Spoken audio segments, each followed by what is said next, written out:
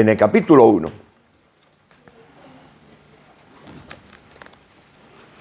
Si el Señor lo permite, estaremos predicando sobre Romanos o teniendo Romanos como base de las próximas predicaciones. Los que no tienen Biblia, atrás tenemos Biblias, ¿verdad? Si usted no tiene Biblia y usted ha tenido que echar mano del móvil, aquí hay muy poca señal, aquí adentro. Si ha tenido que echar mano del móvil y prefiere una Biblia, tenemos Biblias para que usted pueda hacer la lectura conmigo y con el resto de sus hermanos.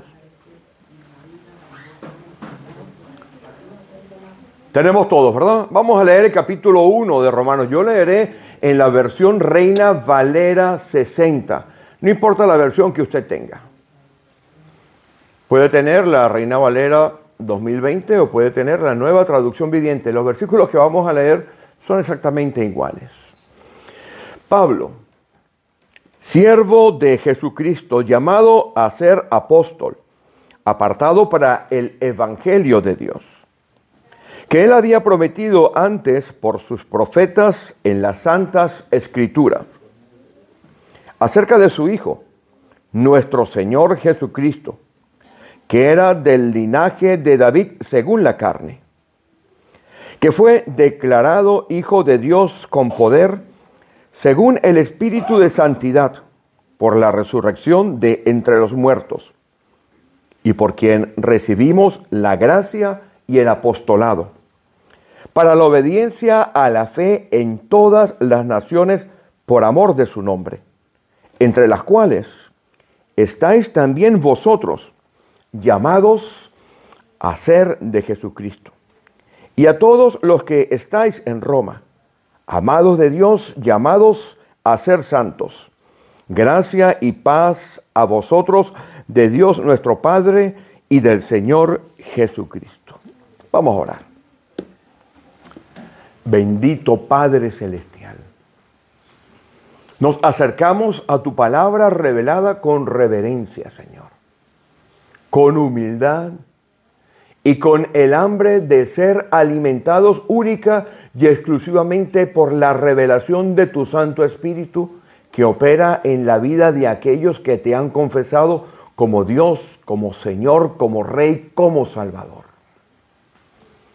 Pedimos, Padre, que hoy cualquier cosa que pensemos, cualquier palabra que salga de nuestra boca, sea para engrandecer tu reino, alabar tu nombre, para decir que sobre ti no hay Dios, que tú eres el único, que tú eres el alfa, el omega, que tú tienes la llave, Señor, que cierra y que abre, que tú eres el Cordero de Dios y que tú eres Rey y Señor sobre todas las cosas.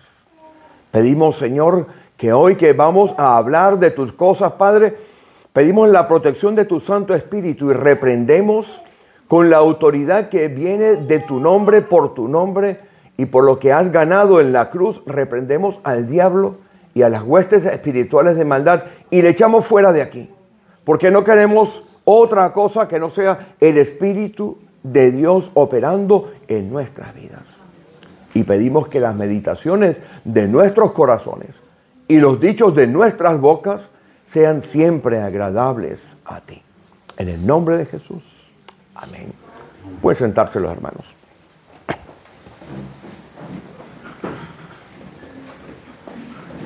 Si usted lee conmigo estos versículos, verá que hay una palabra que tiende a repetirse.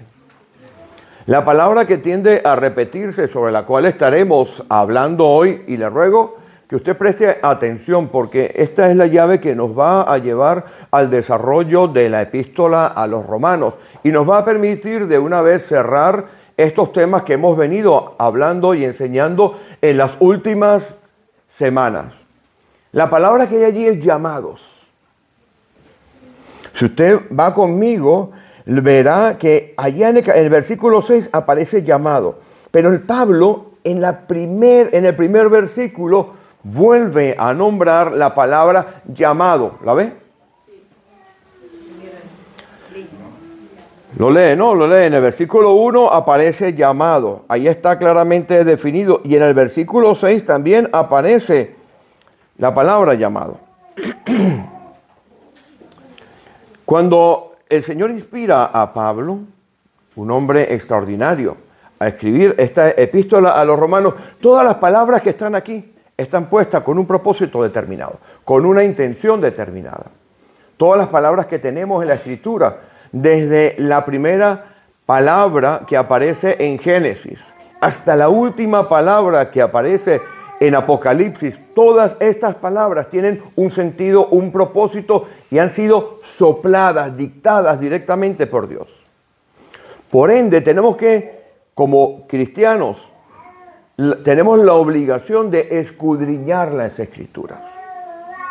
Una de las características que tienen las congregaciones que tienen afuera el rótulo de bautista, afuera tenemos un rótulo de bautista pequeñito, pero ya verá cómo ese rótulo va a crecer, es que nuestra predicación, nuestra enseñanza siempre busca llevar a los hermanos, a los oyentes, a los que forman parte de la asamblea que Dios ha llamado a que lean la Escritura y busquen en ella las verdades profundas reveladas que están aquí. Y Pablo, cuando va escribiendo esto, va seleccionando cada palabra. Porque usted y yo hemos aprendido muchas definiciones de llamado. Seguro que hemos aprendido muchas definiciones de llamado. Simplemente usted tiene que poner el internet. Usted mete en el YouTube cualquier clase de predicación y cuando aparece la palabra llamado, que habla alguien allí y usted busca esa misma palabra en otro predicador o en otra enseñanza, verá que va a diferir. No estoy diciendo con esto, ojo con esto, y está quedando grabado, no estoy diciendo con esto que nosotros poseemos la verdad. Nadie puede decir que es el dueño absoluto de la verdad. La verdad viene por Jesucristo, dice la Escritura, porque por medio de él recibimos la gracia y la verdad. Pero nosotros como cristianos poseemos la Escritura y la revelación del Espíritu Santo. Por ende, cuando hacemos un análisis exegético, porque las predicaciones que nosotros damos aquí fundamentalmente son predicaciones exegéticas, es decir, que buscamos lo que hay en la Escritura y lo exponemos, y entonces el Espíritu Santo, trabajando en la vida de cada uno, les dirá a ustedes cuál parte de eso es conveniente, tiene un propósito, encaja dentro del plan perfecto que Dios tiene para usted. Y hoy vamos a hablar del llamado. Le voy a explicar a usted el llamado, pero primero vamos a leer el versículo 1. Porque cuando entendemos el versículo 1 vamos a poder definir correctamente lo que es el llamado.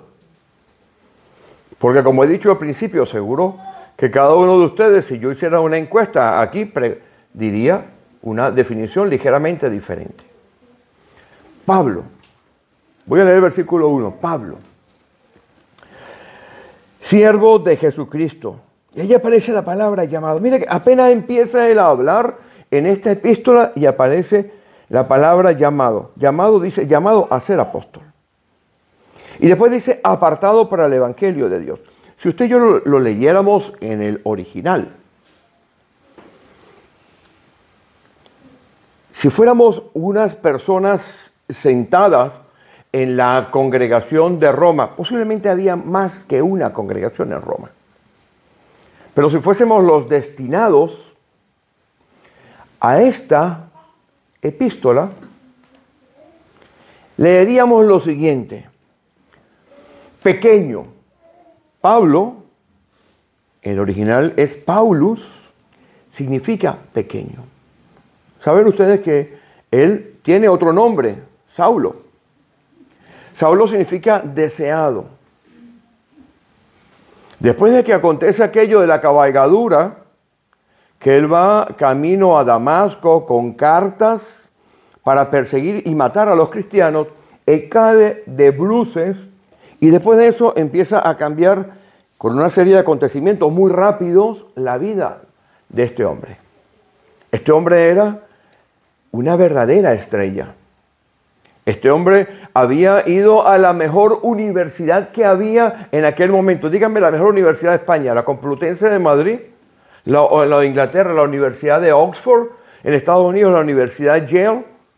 A cualquiera de estas universidades Pablo había ido, en el sentido de que él había sido formado a través de estar sentado en el círculo íntimo de un señor llamado Gamaliel, que era el nieto de un Gamaliel que había estado probablemente en el templo creando una serie de conceptos y de leyes que no los voy a explicar ahora, pero que las voy a explicar luego, y que probablemente el papá de ese Gamaliel o ese Gamaliel estaba en el templo cuando el Señor Jesús, a los 12 años de edad, se pierde en la peregrinación.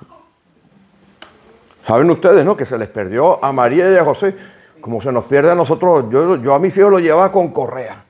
Íbamos a un centro comercial y yo tenía que llevar 3 correas. Uno para mis 2 hijos y uno para mi mujer para que no se metieran en las tiendas. Vayan cogiendo nota, muchachos, que tenemos la reunión de matrimonio en breve. Pues se les pierde y le consiguen disputando con los doctores de la ley, ¿verdad? Hablando. Y él dice, en las cosas de mi padre, en los negocios de mi padre, me es necesario estar. Es probable que en ese grupo estaba este Gamaliel o el padre de Gamaliel, que más adelante es el maestro casi privado de Pablo. Pero no solamente Pablo había tenido esa educación tan exquisita de este Gamaliel, sino que además Pablo formaba parte de una élite muy específica. Había un salón que se llamaba el Salón del Mármol. Este Salón del Mármol era donde se hacían algunos juicios, donde el Sanedrín se reunía para hacer juicios. En ese salón se juzgó a un señor llamado Esteban. ¿Han escuchado hablar de Esteban, el primer mártir del cristianismo? ¿Saben quién estaba allí? El amigo Pablo. ¿Saben quién estaba allí para las piedras? Pablo. Así que Pablo, que en ese momento se llamaba Saulo, estaba metido en el ajo, estaba metido en la candela. Era como dicen en nuestros países, era la sal de todos los guisos. Ahí estaba en todo. Y este Pablo, cuando empieza a escribir esta carta, utiliza la frase pequeño. Algunos dicen que era porque era, como dicen en México, chaparrito, ¿no? Probablemente, pero es que todos eran chaparritos. Ahí casi todo el mundo estaba en 1,60 m. Usted ponía un tipo de 1,70 m, tipo Saúl, y decía que salía de hombros para arriba. Usted coge aquí a uno de 1,70 m y uno mira para abajo. Bueno. Hermano, usted tiene 1,71 que yo los medí, mi hermano. Entonces lo primero que dice es que él se coloca en una posición de que él es pequeño. Él ya había dicho, en una epístola anterior, dice, yo soy el más pequeño de los apóstoles, porque él siempre buscaba no ser notorio. Los que están estudiando Corintios, vengan aquí, que se está dando la clase de Corintios y verá que esa frase está allí. Y Pablo dice, y después usa la palabra siervo. Si usted quiere subrayar, la palabra siervo significa esclavo. Pero es una palabra extraordinaria. Este hombre que era una superestrella. El Messi, el Cristiano Ronaldo, el Griezmann, de cualquiera de esas, vamos a decir así, en términos de popularidad. Él mismo arranca la epístola colocándose en un lugar abajo y después utiliza la palabra siervo. Mire, habían 2 clases de siervos. La palabra siervo es esclavo. Había 2 clases de siervos fundamentales. Había una clase de siervo que se daba a sí mismo y que tenía un servicio probablemente limitado. Tenías una deuda, no podías pagarla y te dabas de esclavo y estabas unos años trabajando y después salías de allí. En Éxodo capítulo 21 explica, ya iremos posiblemente unos minutos si nos da tiempo para explicar eso. Pero había otro siervo. Esto es diferente de diáconos. Diácono es otro siervo. Diácono es otro tipo de siervo. Este siervo que está aquí, este esclavo que está aquí, este esclavo tenía una relación muy especial. Su contrato de trabajo era muy sencillo. Contenía solamente 2 cláusulas. Este esclavo que está aquí, lo que Pablo dice que él es. Las 2 cláusulas eran: haré lo que tengo que hacer, lo que me ordene hacer sin rechistar. Y la segunda cláusula es: este contrato termina con mi muerte. Cualquier parecido con la realidad, muchachos, a que están casados, pura coincidencia. De hacer lo que tienes que hacer sin rechistar. Vengan a la reunión de matrimonios el día 10 y ya les contaré. Entonces, este que está aquí, este siervo, este doulos, este esclavo, era uno que no se pertenecía a él ni la ropa, ni nada, y tenía que hacer lo que le ordenaban sin rechistar. Pablo deja caer a lo largo de todas sus epístolas estos conceptos que para los romanos eran fácilmente entendibles, porque en aquella fecha, del 1.000.000 de personas que habitaban la ciudad, el imperio de Roma, probablemente el 75% eran esclavos de alguna manera. O eran esclavos de guerra.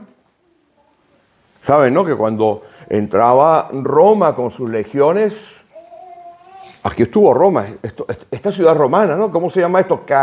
Calagurris. Por eso el gentilicio de esta ciudad es los calagurritanos. O Mérida, los emeritenses. No Mérida la de Yucatán, Mérida la de aquí. Pues para Pablo escribir esto es fácil, porque él había adoptado la mentalidad de siervo. Y como había adoptado la mentalidad de siervo, de ahí para adelante todo para él era fácil. Siga leyendo conmigo. Llamado. Él era esclavo de Jesucristo, es decir, él tenía que hacer todo aquello que su amo, Jesucristo, le decía que tenía que hacer, sin rechistar, sin decir nada. Inclusive él dice que si él tiene que entregarse como libación, él lo hará. Ahora observe esta palabra llamado. Lo tiene, subrayele, póngale color amarillo, rojo, lo que usted quiera. Porque vamos a explicar muy brevemente, porque tenemos hermanos que están visitándonos hoy aquí, muy brevemente qué es lo que estamos comentando. Para que entendamos el llamado. No pierda de vista lo que está en la cabeza de Pablo. Soy el más pequeño de los apóstoles, soy el más humilde de los apóstoles, soy el más bajo de los apóstoles, pero no solamente eso, sino que de manera adicional soy el esclavo de Jesucristo. Pocas veces utiliza Pablo encabezando las escrituras, lo dice por allá en Filipenses capítulo 1, versículo 1, él habla de que eres esclavo. También lo dice por allá cuando se refiere a Timoteo, Pablo y Timoteo, siervos, esclavos de Jesucristo. Pero cuando está hablando aquí y utiliza la palabra llamado, escuche. Hay un plan que ya hemos hablado de Dios, que está dentro de la providencia de Dios. En ese plan de Dios, en esa providencia de Dios, en la cual Dios hace que las cosas caigan en los momentos determinados, mueve los hilos, orquesta todas las cosas de manera tal que el plan de Él se cumpla para que su soberanía se manifieste. En todo ese concepto, usted y yo tenemos un papel para jugar. Hemos enseñado en las semanas pasadas, y lo vuelvo a repetir, aquello del diseño. ¿Se acuerdan lo del diseño? Si Dios a usted le ha diseñado microondas, no intente ser lavadora. Porque Dios, que es el que nos ha diseñado, a cada uno de nosotros nos ha diseñado de una manera diferente, Dios que nos ha diseñado tiene una función para nosotros. Por eso dice la Escritura que dentro del cuerpo cada uno de nosotros tiene una función. A lo largo de 40 y tantos de años que tengo ya en el Evangelio, yo me doy cuenta que muchas veces hermanos y hermanas con muy buenas intenciones no conocen cuál es su diseño, Por ende, no saben cómo funcionar y usted lo ve que va saltando de ministerio en ministerio, de función en función, de actividad en actividad y nunca llegan a tener una vida plena ni encajar perfectamente en una congregación. Pero tengo que decirle hoy que Dios tiene efectivamente una situación para usted dentro de ese plan perfecto de Dios. No estoy hablando de voluntad permisiva, es otro concepto que hemos explicado en otros momentos. Y usted tiene que subirse a ese plan de Dios, porque es voluntario.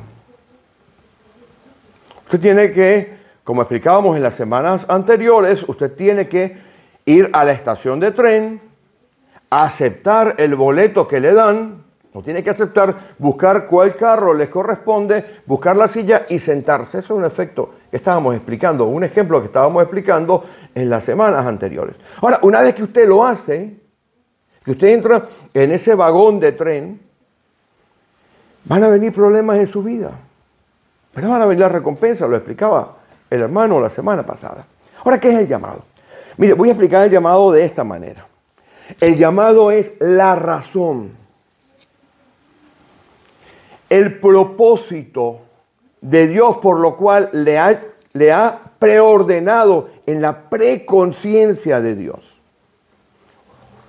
Cuando Dios Padre, Dios Hijo y Dios Espíritu Santo consultaban allá en aquella eternidad que usted y yo no podemos entender todavía, porque dice que vemos ahora como por espejo, ¿verdad? Dice en Corintios, ¿no lo dice?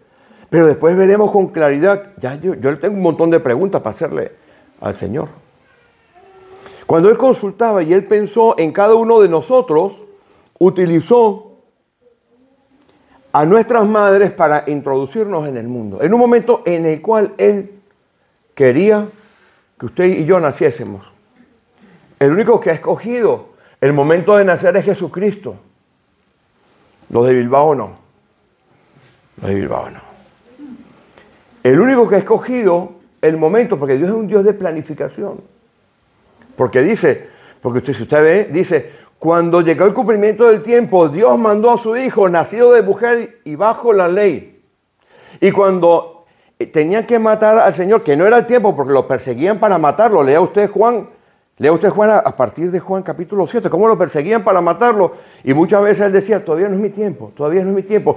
Y le querían apedrear y él salía por la mitad. Y no le apedreaban, no le empujaban por el risco para abajo. Porque Dios es un Dios de plan. Entonces, la razón por la cual Dios le elige a usted, Dios le preconcibe, le equipa con dos cosas, que son las capacidades con las que usted nace y los dones que Él le da cuando viene a la iglesia. Eso es el llamado de Dios, porque el llamado de Dios se expresa en una función diaria. Usted el llamado lo vive diariamente. Es como si Dios le diera a usted un uniforme. Y le dan a usted un uniforme de marinero. ¿Cómo que llaman esto? Los Marines. Bueno, unas cosas aquí, granadas, lanzallamas, tanques atrás, visión nocturna. Qué sé yo, parece un Transformer aquello. Cada una de esas cosas están dadas con un propósito, en una función. Usted no puede coger un marín, así como está, y tirarlo al agua, se hunde, se ahoga. Pero si usted quiere que el marín vaya abajo, usted le pone las aletas esas de rana, le pone el tanque de oxígeno. ¿Me va entendiendo la imagen? ¿Por qué muchísimos de nosotros no podemos ser fructíferos en nuestra vida espiritual? Porque resulta que su equipamiento tiene que estar conectado al plan de Dios. Si no, no va a funcionar. Cuando Dios le equipa a usted, cuando Dios piensa en usted, usted nace con una capacidad. ¿Cuántos niños no hay que usted los suelta a los 2 años? Tocan la batería. Son capacidades. Y cuando usted viene al Evangelio y recibe a Dios, los dones espirituales son colocados en su espíritu. No son colocados en su carne, no son colocados en su alma. Lo hemos explicado algunas veces. Su alma es la psique, lo que usted es. Lo que usted es, así vaya a cualquier religión. Usted es. Su personalidad, su carácter, la manera de responder, la manera de hablar, la manera de vestirse, los gustos, las habilidades que puede tener, las capacidades que usted puede tener. Pero cuando viene el Espíritu de Dios a su vida, y su espíritu que estaba muerto, porque usted estaba muerto en delitos y pecados, dice la Escritura, y Él nos dio vida, Él nos da vida, entonces Él coloca los dones allí. Un ejemplo claro es el ejemplo del amor. Hay 7 tipos de amores, según los griegos, pero voy a explicar rápidamente para que se pueda ir entendiendo esto. Voy a explicar. El amor, hay un amor que es de la carne, 100% de la carne. Como hay niños, no vamos a decir cómo se llama, pero todos ustedes lo saben ya, ¿verdad? Ese. Hay otro amor que es el amor de ternura, que ese está en nuestra psique, en nuestra alma. Por ejemplo, es el amor que usted puede tener, ser estorgues. Por ejemplo, con un animal. Usted tiene un perrito en la casa, o un gatico. A los pescados no, yo nunca he querido un pescado, pero un perro o un gato, uno los quiere. Uno los quiere. Pero hay otro amor que es de orden superior. Uno está en la carne, ¿verdad? Primera de Tesalonicenses, capítulo 5, versículo 23, dice que somos alma, espíritu y cuerpo. Pero hay otro amor que está en el espíritu. Ese es ese amor espectacular. ¿Ve quién me dice el nombre? La ágape.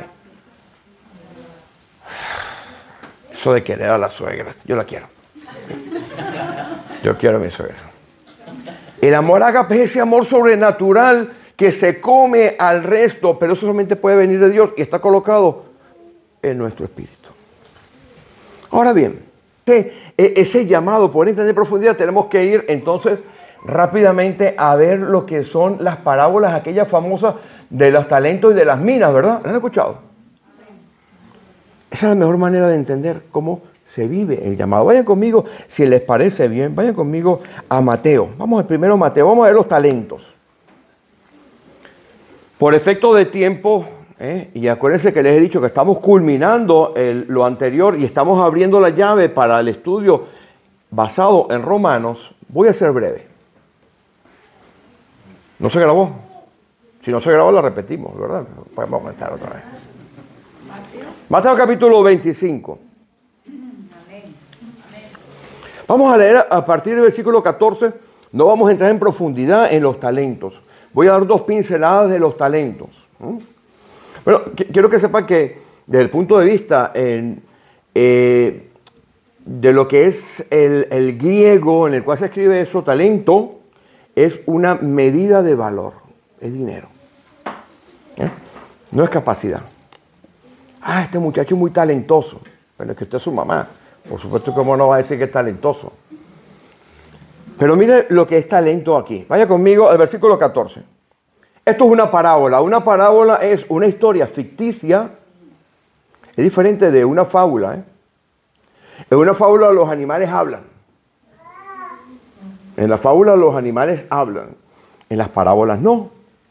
Las parábolas es la manera para expresar principios espirituales por medio de personajes ficticios que pertenecen a realidades que usted puede identificar. Y la función de la parábola era que después se preguntara. Recuerden que después le preguntaba al Señor, no entendemos qué es esto. Y él decía, a ustedes se los voy a explicar, nosotros ya veremos. ¿Se acuerdan de esa porción, verdad? Vale. Vamos a leer el versículo 14 del capítulo 25. Dice, porque el reino de los cielos, él está haciendo comparación, ¿no? Esto es por comparación, por contraste. Porque el reino de los cielos es como un hombre que yéndose lejos llamó a sus siervos y les entregó sus bienes. Fíjense que les entrega los bienes, todo lo que tiene, todos sus activos, todo lo que es de valor de este hombre. A uno dio 5 talentos, a otro dio, a otro 2, a otro 1. Y observa esta frase: a cada uno según su capacidad. Es decir, el talento se da sobre la capacidad. El talento no es la capacidad. El talento se da sobre la capacidad. Como Él nos formó, como Él nos creó, como Él nos capacitó con aquellas cosas que vienen con nuestro nacimiento, Él sabe perfectamente bien qué es lo que nos puede dar dentro de ese plan que Él tiene para nosotros. Me va siguiendo, ¿verdad? Hay gente que usted dice, wow, ¿cómo tiene esto? Toca una cosa, predica, canta. Una maravilla. Hay una capacidad dada por Dios y sobre esa capacidad Dios entrega unos dones. ¿Los dones de quién son? Son de Él. El talento tiene una particularidad. El talento le da a usted un tiempo determinado para hacerlo. Lea conmigo el versículo 19. Después de mucho tiempo, usted no sabe cuándo, pero va a venir. Es decir, Él ve su capacidad, la suya, la mía, la de Pablo. Sabe que tiene un tiempo determinado, tiene una capacidad y entonces le entrega unas capacidades espirituales a Pablo. Entonces la gran pregunta es, hoy, ¿sabe usted que tiene capacidades? Sí, pastor. ¿Sabe usted que tiene talentos, dones, capacidades espirituales? Ahí ya. Uno ya un poco así. Bueno, sí, alguna tengo. Tengo el don de tal. La tercera pregunta, ¿qué está haciendo con ese don? Porque Pablo, el más pequeño de los apóstoles, abre la epístola, o una de las epístolas más importantes que tenemos en la Escritura, abre diciendo, yo que soy más pequeño de los apóstoles, soy esclavo, pertenezco y haré todo lo que me diga mi dueño, porque me ha dado la función de apóstol de Jesucristo. Vamos a ver lo suyo. Ahora vayan conmigo al capítulo 19 de Lucas. Porque usted tiene unas capacidades que nacieron con usted.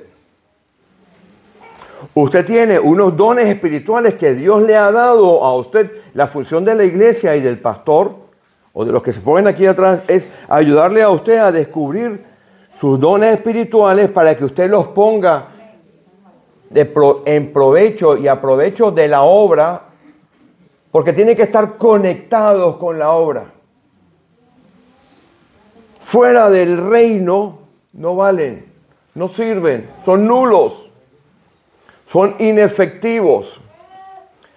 Y tiene usted un tiempo, usted tiene aquí un tiempo, usted y yo tenemos un tiempo delimitado. Y va a llegar un momento en el cual nos van a pedir cuenta de lo que nos dieron, ¿verdad? Vaya conmigo al capítulo 19.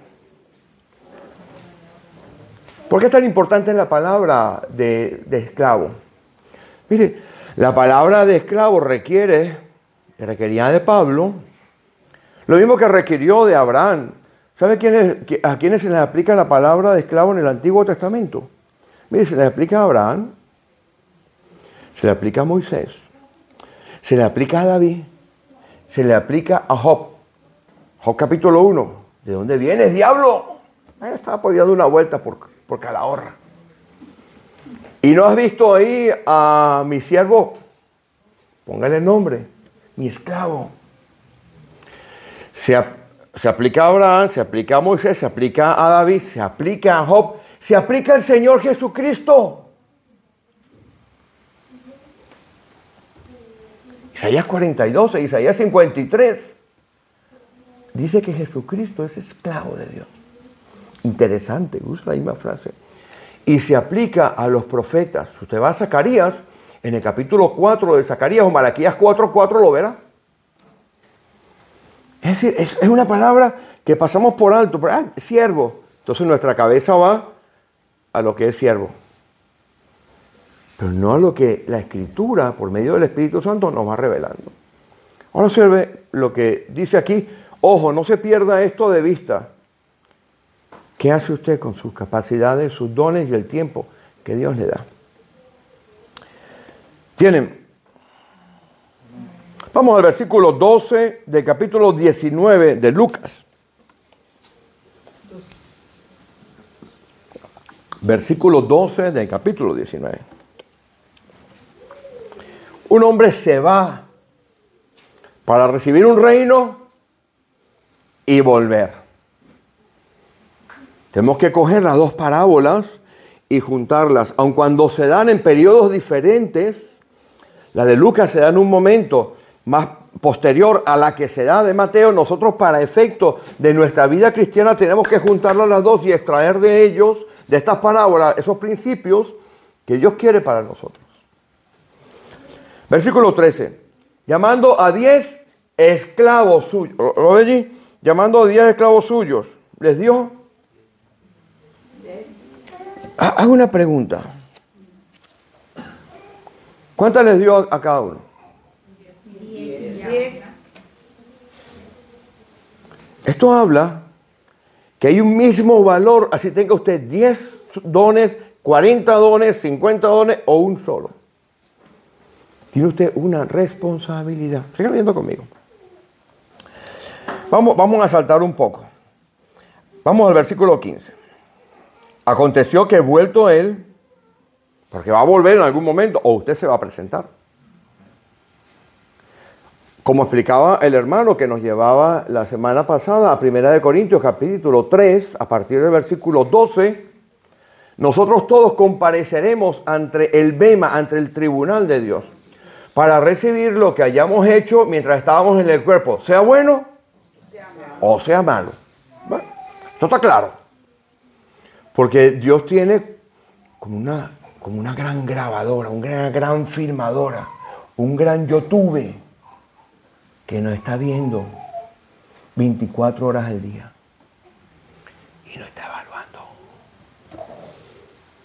Dios está tomando nota de lo que usted hace cuando sale por esa puerta.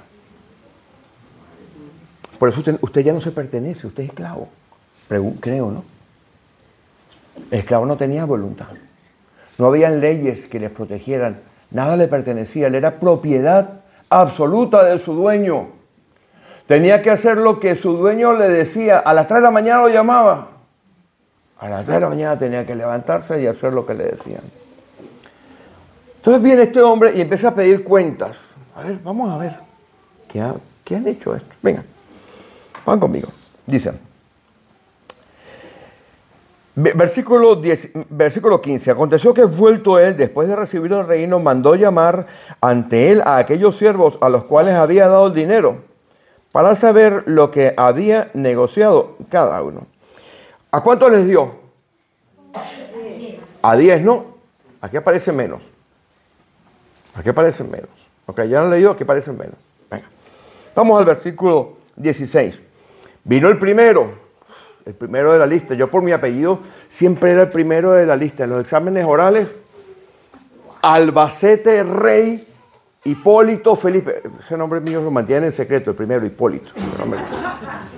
Albacete Rey Hipólito Felipe. Yo era el primero que tenía que entrar a todos. Claro, después yo le chismeaba a los compañeros y me invitaban a cosas. Vamos a comer algo y tal. Vale. El primero lo presenta, dije, venga acá, vamos a ver qué has hecho tú, cualquiera que sea el nombre, con todas las capacidades, con todos los dones, con todos los recursos, con todos los tiempos, mientras estuviste en la iglesia de Calahorra, de Tudela, lo que se va a hacer en Logroño, lo que se está haciendo en Pamplona. ¿Qué has hecho? Venga conmigo. Vino primero diciendo, Señor.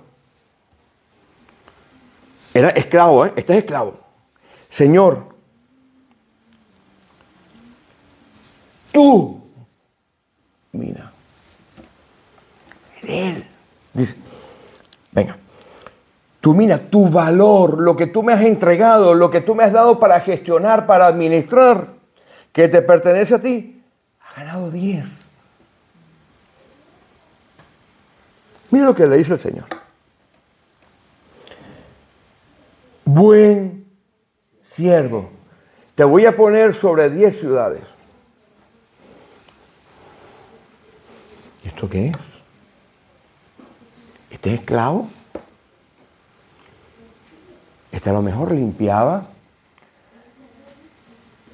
el establo de los animales y ahora Dios. Porque le va a poner sobre 10 ciudades. Porque quizá usted y yo pensamos, ay, la eternidad. Entonces, usted piensa que en la eternidad usted va a estar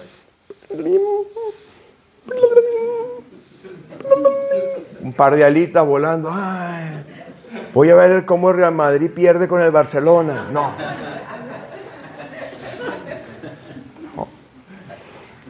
Va a ser una época de muchos estrenos. Es que van a haber ciudades. Si usted va a Apocalipsis, usted verá que tenemos recompensa. Usted va a Apocalipsis, vaya a Apocalipsis 5:10, por ejemplo. Vamos a buscarlo, Apocalipsis 5:10. Buscar Apocalipsis, el último capítulo, el último libro de la Escritura. Vamos 5:10. Lo voy a leer yo. Lo voy a leer yo para que quede grabado. Dice, y nos ha hecho para nuestro Dios reyes y sacerdotes y reinaremos sobre la tierra. Es decir, usted y yo vamos a tener recompensa. Yo no sé si pediré que me den calahorra. No sé. Igual sí. Es decir, sí, es correcto. Es decir, cuando usted y yo seamos juzgados, nos van a dar una recompensa, ¿la ve? El hermano le explicaba la semana pasada. Entonces, parece que la recompensa es desmedida, pero este es el tipo de cristiano que cuando se llama a una actividad, uno deja caer aquí, ay, necesitamos a alguien para pintar la iglesia. Ah, pastor, está aquí. Este es el tipo de cristiano que aparece en todas las fotos. Que está metido ahí en el ajo, trabajando, haciendo las cosas para su Señor. Porque resulta que el ser esclavo para Pablo tenía dos partes. Tenía una visión terrenal inmediata. He llenado el evangelio, mire, en todas las partes. Ahora no teniendo otro lugar al cual predicar el evangelio, porque he ido a lo que actualmente es, o era antiguamente Yugoslavia, lo que es ahora, por ejemplo, parte de Rumanía, parte de lo que es Albania. Ya no teniendo otros lugares para donde predicar, ahora encamino mis pasos hacia Roma. Este es de esos cristianos que todos los pastores oran a Dios, mándame 5 de estos y conquistamos Logroño, conquistamos Madrid. Estos son los menos. Estos son los menos. Pero después viene el segundo. El segundo dijo, esto es pan comido. Mira el segundo. 18. Señor, tu mina ha producido 5 minas. También a este dijo, tú también sé sobre 5 ciudades. Pero le dijo, ¿buen siervo? No.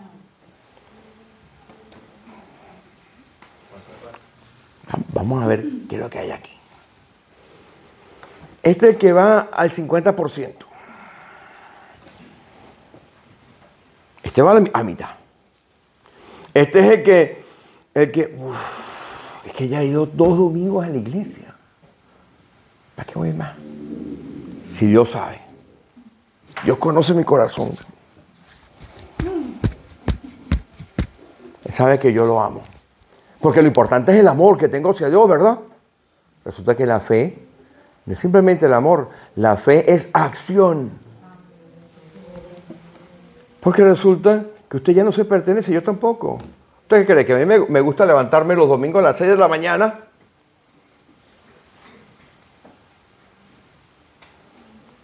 Aunque no lo crean, soy ser humano. Hay noches que no duermo y que hay que estar aquí. Entonces, este es el que hace todo por la mitad, el que abandona por la mitad. El que siempre dice, amén, gloria a Dios, sí, pastor, cuente conmigo, mire, ¿qué hay que hacer yo? Y a la tercera semana dice, ¿y este? ¿Dónde anda? No viene. El que afloja, el que se va quedando por la mitad del camino. Como llegó a la mitad, dije, bueno, no te voy a decir que eres bueno. Lea conmigo. Dice, tu vida ha producido 5, en el versículo 18. Bueno, tú también sé sobre 5 ciudades, así como por no dejar. Ahora viene el otro. Esta es la estrella.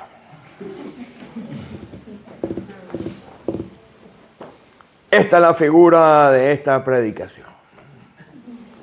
Como dije al principio, que el esclavo tiene que hacer lo que tiene que hacer sin rechistar, calladito, bien hecho y a la primera, y que ese contrato de esclavo termina con la muerte del esclavo, y que cualquier parecido con cualquier coincidencia o cualquier parecido con la realidad es coincidencia. Esto que está aquí, también cualquier parecido con la realidad es coincidencia. Observe esto. Dios a este le dio lo que le podía dar según su capacidad, ¿verdad? Y le confió que mientras estaba afuera, produjera algo. Esta figura. ¿Sabes lo que hizo con aquello? Lo metió en un pañuelo. Este es el que dice amén. Yo sé que aquí no somos así, ¿verdad que no? No. Vale. Este es el que dice amén. Eso sí, en las comidas fraternales está de primero. Es que hay que hacer la explicación para qué es el amén, ¿verdad? Este es el que dice amén, pero este es el que dice, pero yo ya estoy salvo. ¿Para qué más? En mi país, cuando yo estudiaba en la escuela, se aprobaba con 20 puntos. O sea, 20 puntos era la nota máxima, se aprobaba con 10. Y yo tenía un primo, que ojalá que no escuche esto, que decía 10 es 10 y lo demás es lujo. Es decir, porque con 10 aprobaba, lo demás es lujo. Bueno, es este. Lo veo aquí. 10 es 10 lo demás es lujo. Pero lo grave de esto, mi hermano, es que la mayor parte de las congregaciones está conformado por este tipo de personas, por los últimos 2. Y el peso recae sobre uno, sobre el primero. Si usted sale de aquí hoy y no ha entendido lo que Dios le está explicando, se va a conformar con un 10. Pero la cantidad y la calidad de las recompensas que nosotros tenemos son inmensas. Y el tema es que Pablo lo entendió, porque es un tema no de dónde estás, es un tema si te posicionas en el lugar correcto con la mentalidad de esclavo, de servidor a Dios. Y cuando usted hace eso, entonces su llamado lo vive y usted conecta completamente con el plan de Dios que tiene para usted. Entonces usted puede con toda tranquilidad, con toda facilidad decir que Dios ha venido a darle vida y vida en abundancia. Amén. Vamos a ponernos en pie.